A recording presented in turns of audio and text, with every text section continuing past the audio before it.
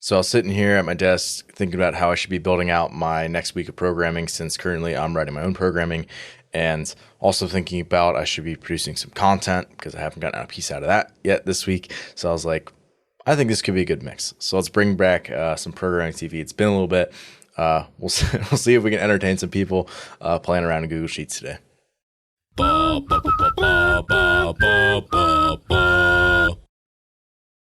So currently I've been sort of in off-season training mode where I'm really driving up my squat numbers, my aerobic system as a whole, and just doing some more like off-season fun type training. And I just signed up for MetCon Rush, which is a competition in Maryland, which has an elite division that I got invited to. So I'm going to be doing that now at the end of August, which luckily I've got about 8 weeks. It'll be actually, the week I'm going to be programming is 8 weeks out from the competition. So it's the third week that I've actually figured out that I'm probably going to be doing this competition. So I just got done with the second week's worth of programming for moving towards this competition. So I would not call this full on competition prep yet. However, I'm definitely starting to prepare for the demands of the competition. I did some research on the competition, figured out what their programming style is, what equipment they typically have, what the venue typically looks like, and starting to build out stuff that is sort of things that I think can be high leverage handles for me to pull on. I can actually improve in the next 8 weeks because there's certain things that I probably just realistically can only improve so much. Like for example, like they've had bike ergs in previous years, but I've spent a ton of time on bikes in my life. So the ceiling for improvement there is probably only so much. However, I am going to switch a lot of my zone work over to the C2 bike just to get a lot of exposure on that erg, and also put environments where I can get kind of novel exposures to those types of workouts so that I can better pace based on whether it's for calories versus for meters, because that's something that could also be a factor based on previous workouts that they've done. So things like that is what I'm looking at. Okay, so let's actually get into it. First of all, I'm on the week of June 19th right now. The first thing I always do is I'll pull down to the next week and copy and paste. I do this for my individual design clients as well, and then I'll go in and modify everything that needs to be modified, including the dates. And bam, the dates are updated. So the other thing that I'll do is if I'm starting a template, like a new template from scratch, I will not copy and paste. I'll probably build out everything from scratch, typing everything out from a blank cell, right? So that's much more time consuming, but that only happens maybe every 4 to 8 weeks, depending on how long of a cycle we're actually running for that athlete. So I'm going to be running 2 4-week cycles here just to kind of, that way I'm not just running one long one right up to competition prep, and it also allows me to deload in between. So you can see this is sort of like my schedule moving forward, where we're 7 weeks out in July and then building up towards the competition itself, which is August 26th and 27th. I'm actually on vacation the week before, so that should be interesting. So the first thing that I'm going to do here is copy and paste in from, I have the name game workouts, those sessions. It's an entire session, not just a single like MetCon now, but at the entire session that's built out. And that's my Saturday. And then Sunday is typically a rest day. Sometimes if I feel up for it and, I have a little bit of extra time, I'll just do something fun like, bench press and, bicep curls or something that I enjoy. Go for a run or a hike or, walk with a kid or something.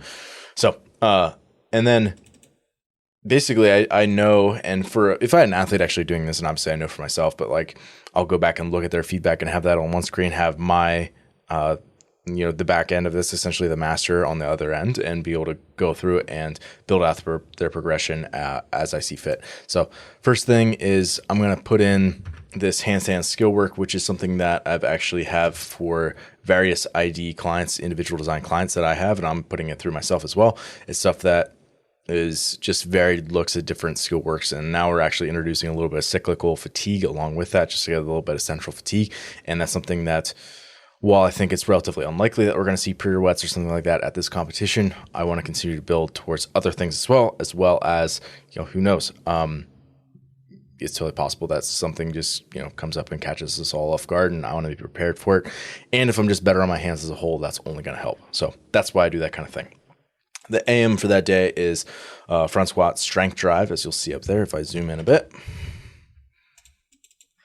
And so what I'm going to do for this, I actually want to use the hamstring curls this week as a warm-up because I felt like a little bit slow in that first session. So we're going to switch that to the morning. We're going to add another set just because, and I'll do some additional prep work in between each of those sets. And then realistically, I think I will be fine just to, if I pull this weight back a little bit, I want the volume to stay high because I really want to drive the strength on the other day of the week, on that Wednesday front squat drive, which is like the secondary, maybe not secondary, but it's the second touch of it. It's actually more of a primary day. And then the goblet Bulgarian split squat, which I abbreviate a lot of stuff in my own programming, so I apologize. But I'm going to move that to 80, and we'll keep all of the factors the same, right? Sometimes it's just about giving yourself more exposures of something and allowing yourself to adapt to it properly. So as I said, like this will only be the second week that I'm in this cycle because I did some of these testers, as you'll see here. Last week I did a KPI test, 5 rounds per time, 800-meter bike erg, 2x30-foot handstand walk, unbroken lengths. That was gnarly. Got 9:58, which actually I was quite happy with. My handstand walks were fast and unbroken the whole time. And I was holding like a 140 to 143 most of the time on the bike erg, and then a little bit lower towards the end. So it was pretty aggressive and nasty. So I want to get some, you'll see up here in the template, legless rope climb pieces. So it's doing a touch of legless rope climb, but it's not doing just straight volume of legless rope climb. That allows me to get some volume, but not let it get so out of hand where that, like, I'm dealing with like cranky elbows or bicep irritation or any sort of thing like that. And then I'm going to then do some additional rowing. And again, I would consider these to be like secondary pieces for building like legless rope climb or just like upper body pulling strength as a whole. And that's what I mean by pieces, like hitting the different elements required for that particular skill. So kettlebell bent over row. We don't have super heavy dumbbells here at the gym. They only go up to 80 for now. We'll probably get some more in the future, but that's why I'm going to be using a kettlebell instead that goes up to 106. So I'll push the strength there. And then barbell bicep curls. I wasn't really sure what weight I should be using, so I just kind of left that open-ended with a 3-second lower just to kind of control the tempo. And then I'm going to take this tester piece and instead we're going to make this interval based. And again, I wanted it to be bike erg power with some sort of inversion of particularly handstand walking. And what we've seen in the past, there was either 30 or 50 foot handstand walk lengths. So in this case, we're going to leave it the 2x30 feet. So we're going to do bike erg, but bring down the total meters at the beginning and the end, just so that I can hit that with more intensity than I would be able to with if it was like straight rounds per time, right? So basically walking 150 meters in between, that's going to take me just south of 2 minutes to be able to do that. So that's going to be about 2 minutes of rest.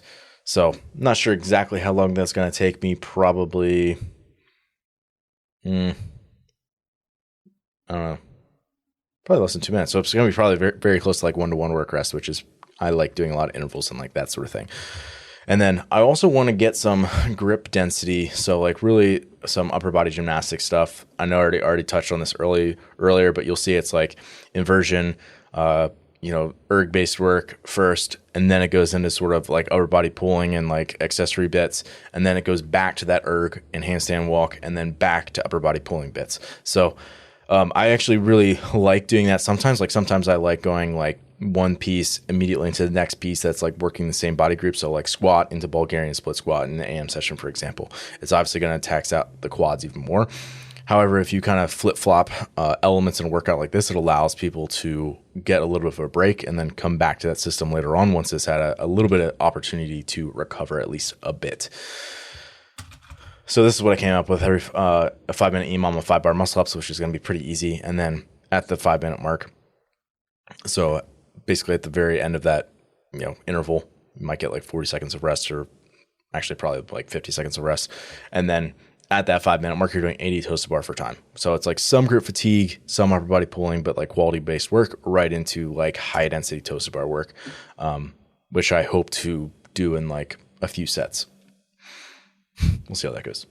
The next day, I actually have this progression built out already. So I'm just going to pull it over here and slap it in here. I actually wrote this like during my rest of my last week's intervals. So you can see last week, it was a 30 calorie row, resting 90 seconds in between each, 60-minute clock series, doing it for 60 minutes total, ramping the pace every 10 calories. So from 0 to 10 calories, it was 1,000. From 10 to 20, it was 1,200. And then from 20 to 30, it was 1,400. That was for the first 3 sets. And then from there, I ramped up each of those respectively until I got up to an RPE 8, or an 8 out of 10 exertion level. So by the end, I think it was probably somewhere around like 1150 to maybe 12 to 1,300, and then like 1,400 to 1,500 by the last one. That was definitely RPE 8, not any higher.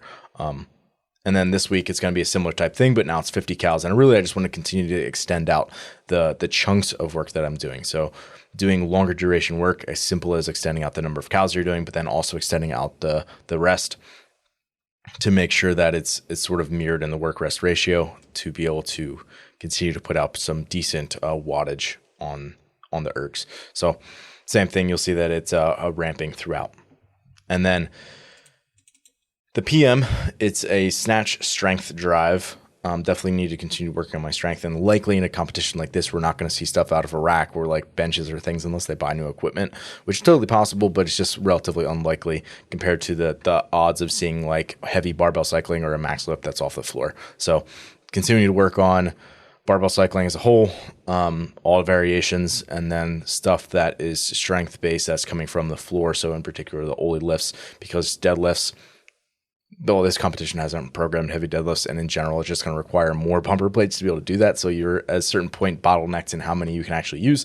So it's very likely to be a snatch or a clean and jerk. So that's why I'm continuing to work on this. And besides the fact that it's just like an individual priority that's going to continue to be there for me until I decide to stop playing the sport. So putting my snatch warm up.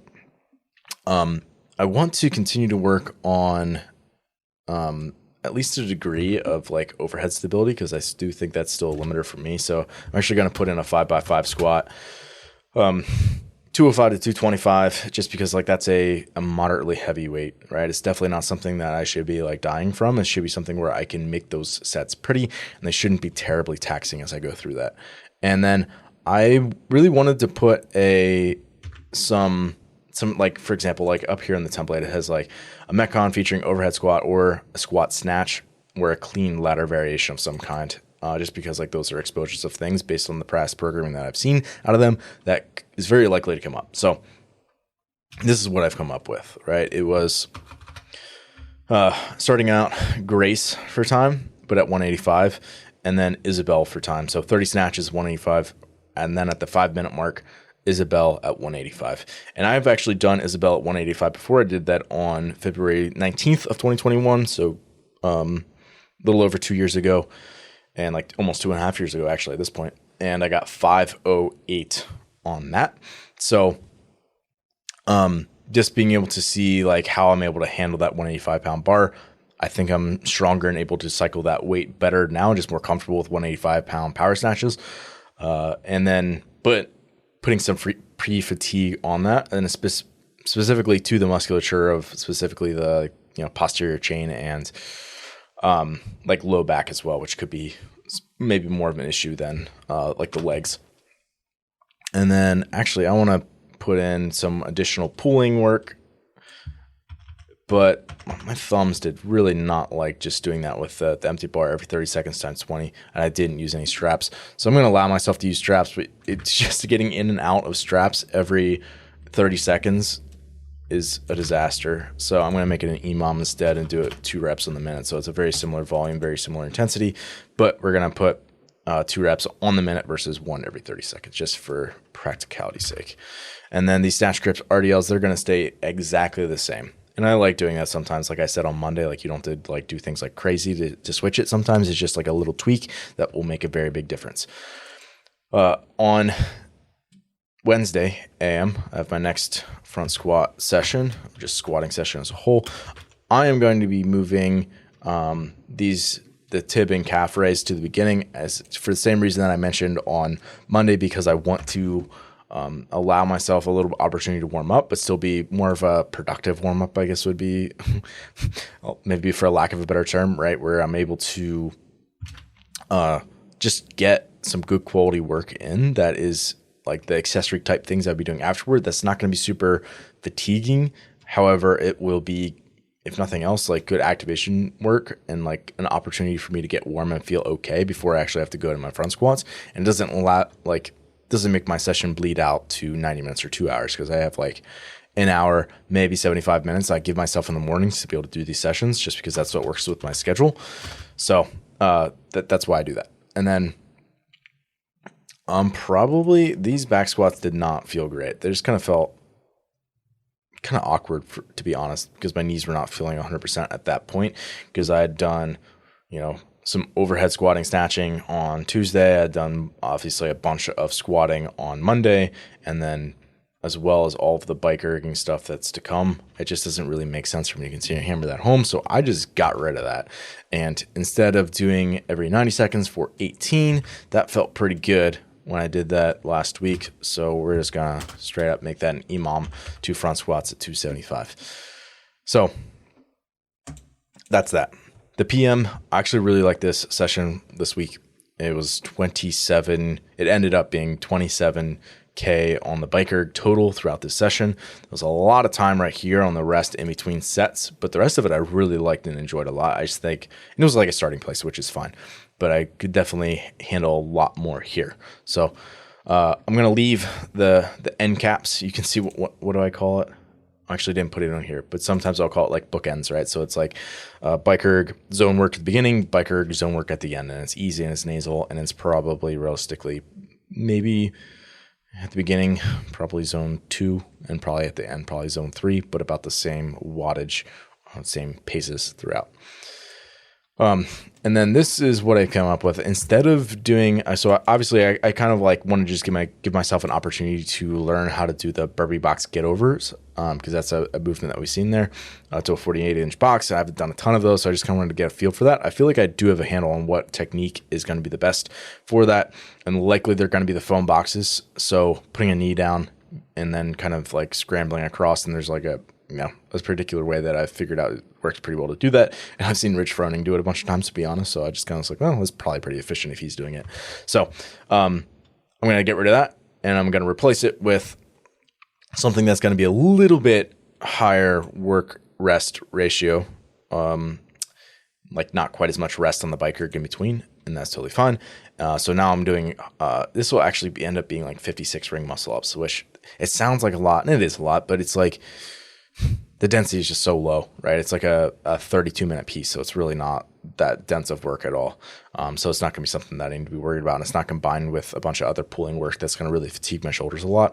Yeah, burpee, box get over, but I mean, come on, it's like holding a plank almost when you do a burpee. It's not a big deal.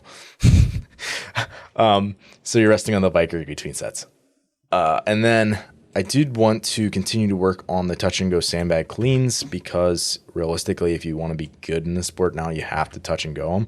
And one thing that I probably should work on is like, there's been competitions that have done touch and go sandbag cleans where you either have to show control at the top of every single rep, or your hands actually have to touch the bottom versus the bag or the floor versus the bag touching the floor, which is probably going to be really tough to see for a judging perspective.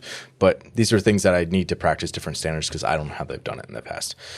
And then I'm going to leave that dumbbell preacher curl, but I'm going to prescribe the weight, because I actually did the weight this week, so I know what really heavy feels like. So I'm just going to put the 45 pounds there, because I know that's what's tough.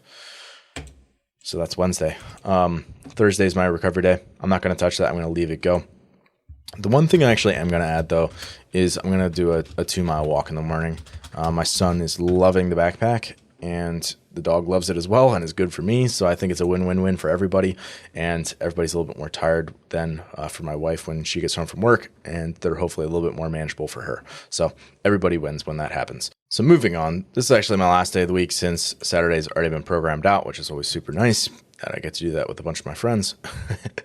But Friday morning, I'm actually doing some additional snatch work in the garage, which basically I can drop it in the garage, but it's not great. I have crash pads, and the concrete gets busted up if I drop it a lot. So I'm going to be doing 3 position snatches. It's just one more way to not have to drop it a ton, but get some good reps in. Felt really good at 165 this week. Pretty easy, frankly. So we're going to bump that up. And actually, I'm going to make this as well. This is actually something that I'm going to quick modify. I'm going to put 3 sets at or 3 sets. No, I'll say sets 1 to 3 are powers, and then sets 4 through 6 are squats, right?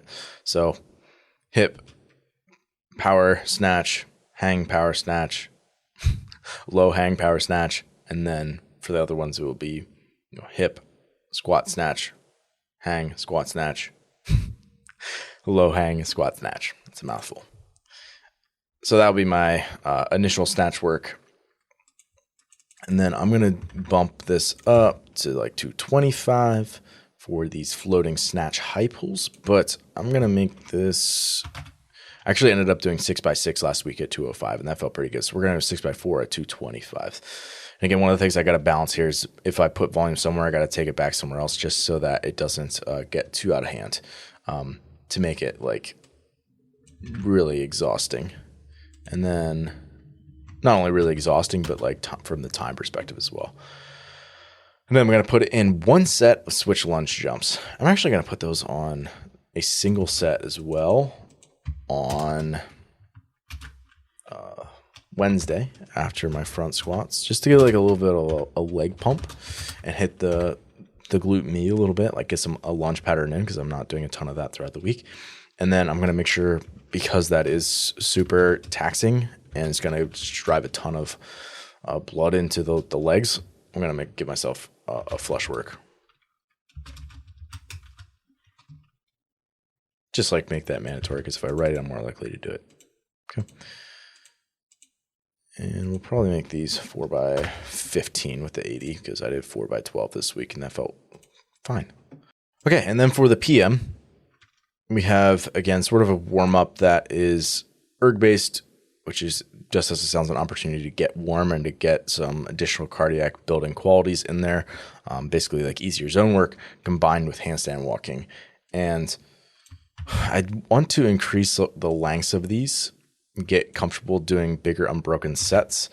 And I don't want to make it like crazy where I'm doing that in between each of those, like the same format as last week. So I'm going to go 25 calories in the rower, 25 calories in the bike erg, because that's my friend right now. And also that's a complementary movement pattern where it gives my upper body a break. And then I should feel pretty fresh going into an 80-foot unbroken handstand walk, which is about the furthest I can go in the gym without running into a wall. And then B, these are some really kind of painful intervals that this is actually a format that I stole from one of their events, as most of the stuff is. It's based off that kind of thing. We're going to do a very similar type of a thing. However, I want to get some, here I put the strict handstand push-ups after that. And frankly, if I do that many thrusters and walking lunges and continue to progress this afterwards, it's not going to go super great afterwards. So I'm going to put it before. So I'm going to put strict handstand push-ups to a 9-inch deficit, which is, I'll probably just use 3 45-pound bumpers on each side. But it'll probably be more like 10 when I do that. Accumulating 30 reps, so I can do it however I want based on how I feel on that particular day. And then I'm going to add a round. I'm going to make each of these for time, with the score being the total time. And that way, it's really just to kind of make sure that I'm staying level in terms of like my output across those, versus if I say like max effort from the very beginning, it'll likely tail off quite a bit.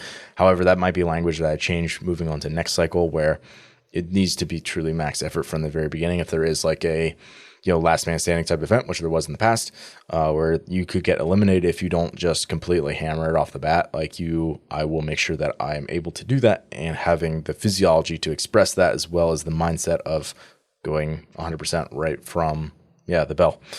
So, and the other reason was that I wanted to put in these deficit handstand pushups, and that's a lot of deficit handstand pushups. Even though the deficit isn't crazy, it's plenty. So that plus an overhead walking lunge is plenty of overhead work. So we'll kind of leave it at that for the overhead stuff in this session. And then you'll see that really my goals here were like I wanted to do some upper body pushing and pulling type accessory work with the strict deficit, even though I ended up doing kipping here today. But I did do some strict deficit before. So definitely got both of those. And then some like dips or legless rope climbs. So this is what I'm going to be doing, 5 sets, just quality focused, right? So I can rest as much as I need to in between just trying to basically stay moving while I'm actually in the sets. So 3 legless rope climbs, hopefully they're like relatively like touch and go, so to speak. into 15 parallel dips, which just like a 15 is a pretty big chunk, especially after the amount of pressing that I've already done, plus all the handstand walking and the other stuff. So it's been a lot of tricep today, and really that's sort of the goal of like a session like this, is to start to build some of those higher qualities in the muscles before we pull back in the following cycle and just really intensify everything and pull back volume. And then the last thing I wanted to touch on was, because we haven't really done this yet, and this session's starting to get long, so I need to be kind of aware of that. But I wanted to put in some additional gripping work. So we're just going to do something very simple. It's basically just a grip burner, 4 times 30 farmer's carries, and that's lengths of 25 feet, and that's 70 pound kettlebells per hand directly into 30 toes to bar. I would hope to do both of those unbroken, but who knows based on how it actually feels. So, and then flush work, basically 5 rounds. I'm just going to leave that untouched from the previous week, 5 rounds at recovery pace. 10 calories on the ski erg, 10 calories on the bike erg. And then I already kind of, like, based on the template, have a pretty good idea that this isn't super interfering with the next day. However, I always try to go in and look. There is some like handstand work stuff on this day. There is some like bar pullover work, but really like all that stuff is pretty easy, frankly. Like, it's not going to be super draining because it's in a really novel format. So I'm not gonna be able to push that hard. So I can't dig that much compared to like this every 3 minutes times 6 rounds. I could really get gnarly with that. So it's basically like strength work where it's more clean based. And then obviously like the name game workout itself is more skill based, and then some erg based power on a rower. And that's why, among other things, I didn't do any erg based power. That was for the rower over on this side, just because I knew this was coming on this day. So you just got to make sure everything works, and that you feel okay. So that's my week. If you guys are enjoying this sort of thing and you want to see more of it, be sure to let me know in the comments. If you got questions, I'll try to answer them. So just comment below, and we'll see you soon.